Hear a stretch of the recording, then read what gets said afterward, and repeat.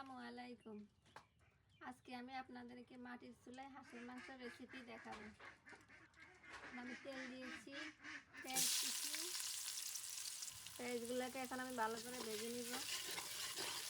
আমি একটা হাঁস নিয়েছি, হাঁসগুলো এখন আমি ভালো করে ধুয়ে নিয়েছি।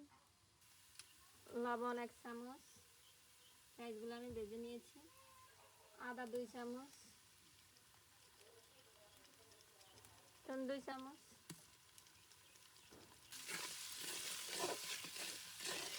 মরিচের গুঁড়ো 2 চামচ, হলুদের গুঁড়ো 2 চামচ, গুঁড়ো 2 চামচ। মশলাটাকে এখন আমি ভালো করে ভেজে নিব।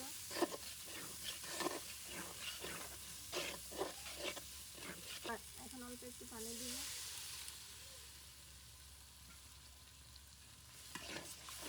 কাঁচা গন্ধ যেন না থাকে, ভালো করে আমি মশলাটাকে ভেজে নিব। এখন এলাচি, দারচিনি, তেজপাতা গোটা এগুলোকে ভালো করে ভেজে নিব। মশলার একটা কাঁচা গন্ধ থাকে, গন্ধটা যেন না থাকে। মাটির চুলায় রান্না করা অন্যরকম অনুভূতি, তাড়াতাড়ি।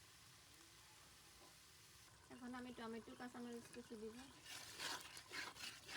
মশলা কষানো হয়ে গিয়েছে, এখন আমি হাঁসগুলো দিব।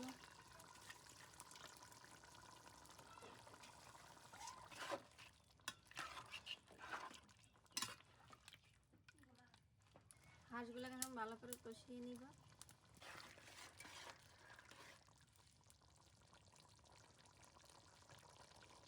হাঁসটাকে আমি ভালো করে এখন কষিয়ে নিব।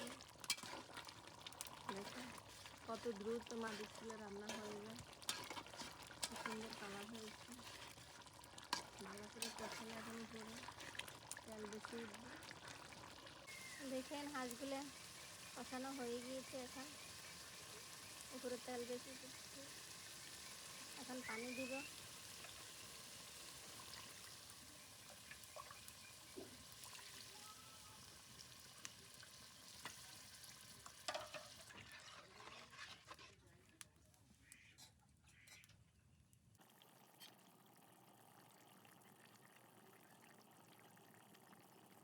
কালারটা কি সুন্দর, মাশাআল্লাহ, অনেক সুন্দর হয়েছে হাঁস।